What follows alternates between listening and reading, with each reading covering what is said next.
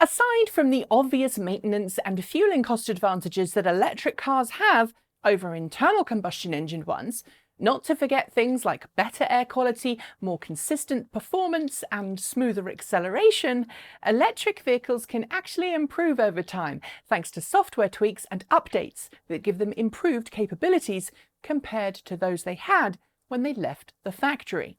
Some electric cars require a visit to their relevant dealer in order to get those new capabilities or tweaked software. Others can retrieve them via over-the-air software updates, something that Tesla has famously offered for many years, and something which other automakers are now offering or promising to offer in the not-too-distant future. Having upgrades to improve a car's infotainment system, sat-nav, or to rectify an error with original software from the factory is one thing.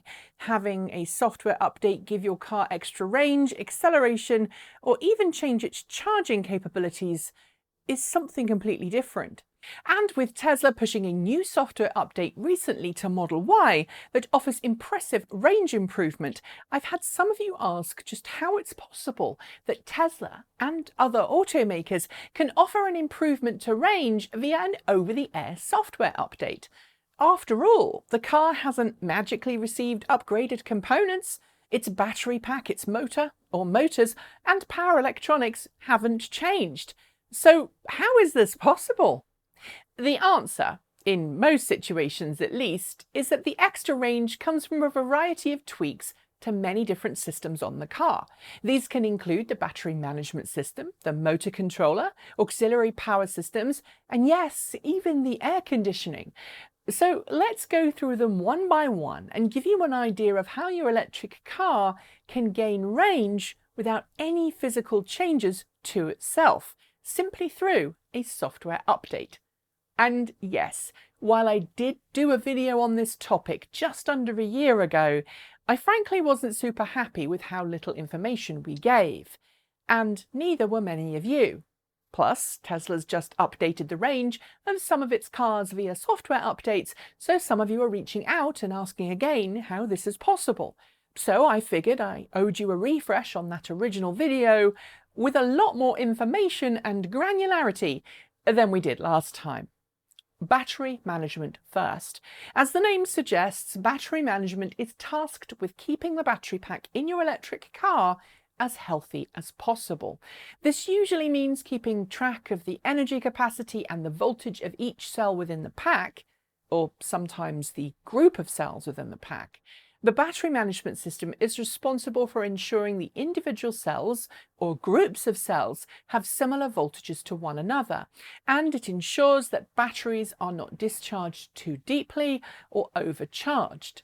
It also controls how quickly your battery charges at a quick charging station, and today, when paired with the active battery thermal management systems that most modern EVs have, controls what temperature range the battery pack actually operates in.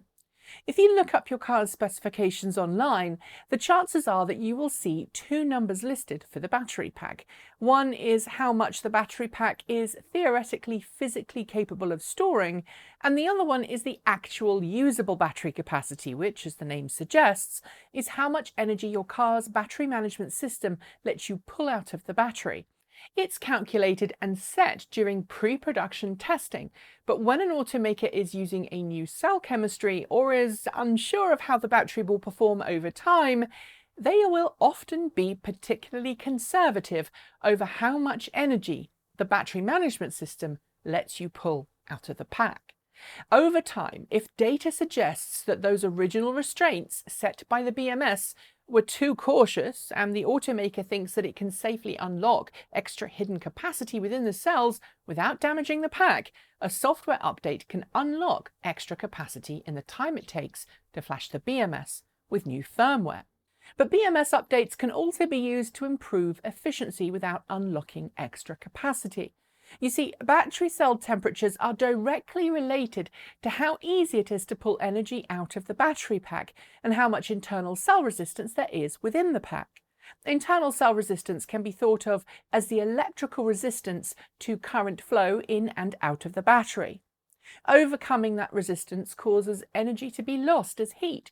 something that you'll hear engineers referring to as I²R losses.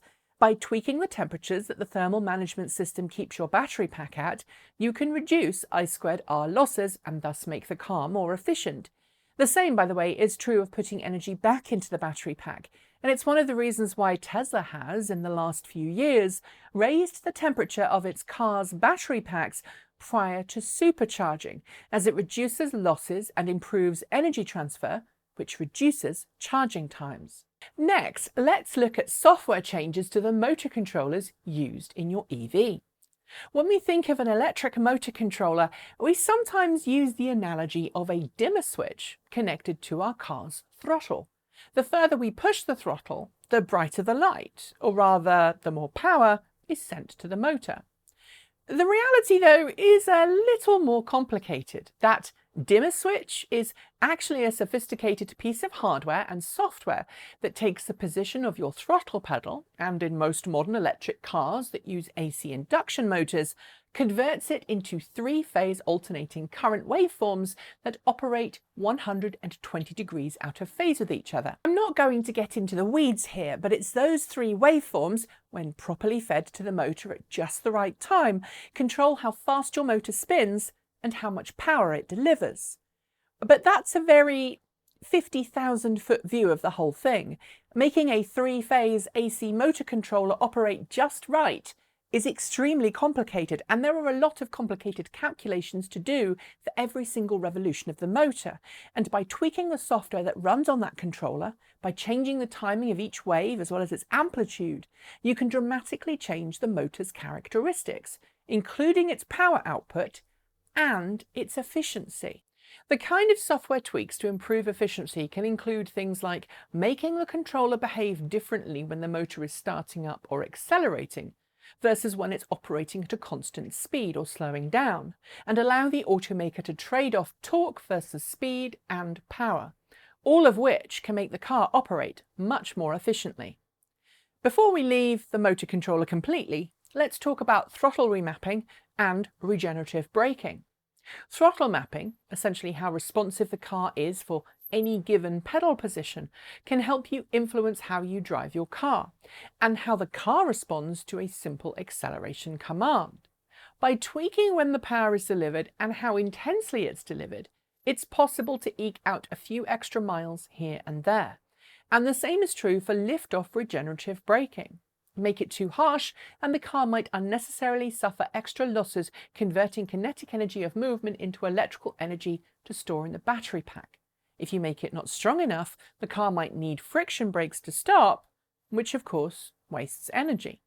If an automaker can make tweaks to the car's motor controller, throttle response, and regenerative braking response, then it's possible to dramatically improve range and efficiency, especially if the changes made to the car make it more intuitive to drive.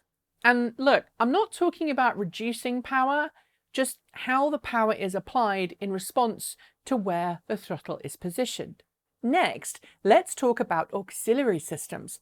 Most electric vehicles today use a DC to DC converter to take power from the main high voltage battery pack and step it down to the 12 volts that in-car systems like lights, radios and other normal car electronics use.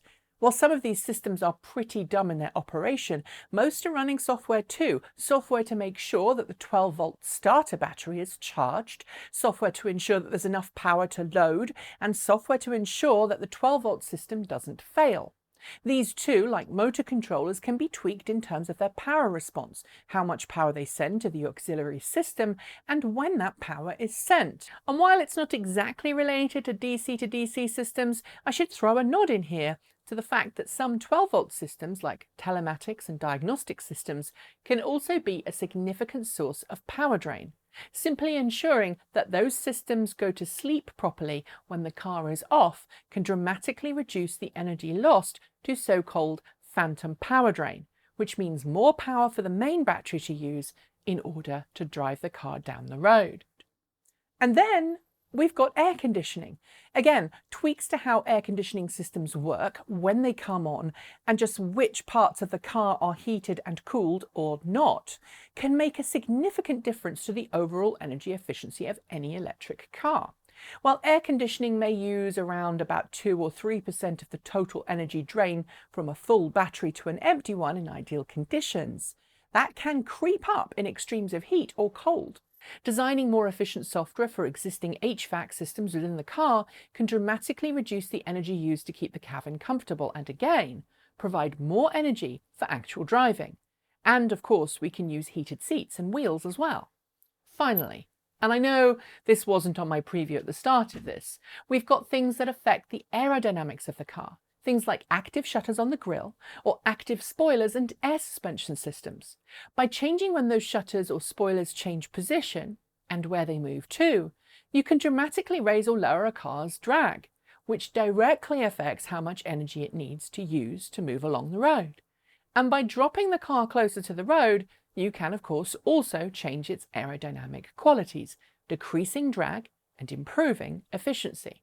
So there you have it, lots of little tweaks, all software based, that give your car more range without you changing a thing.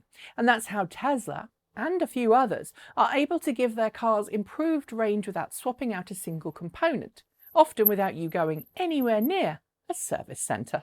That's it for today's video. As always, thanks to the folks on my right for being our $15 to $49 a month Patreon supporters. Special thanks to our $50 a month Patreon supporters, John Lyons, Regine Fellows, Jeffrey Songster, and Tesla in the Gong. And our deepest gratitude to our $100 a month Patreon supporters, Marcel Ward, Reggie Watts, JP Fagerback, Sean Ueda, Ian, and Will Graylin. Yes, we've had not one, but 2 new top-tier Starmans join us this month. I am blown away. Thank you. You can join all of these special people by following the links below, or you can send us a donation through Ko-fi or Bitcoin. You'll also find a link to our free Discord server, so sign up and come and join in the fun. And if you're in need of some swag, do check out our new merch store over at Redbubble. After the names are finished scrolling, you'll see a suggestion for a new video to watch from this channel, so please consider watching it if you haven't, and I'll be back very soon. Thanks for joining me, and as always, keep evolving!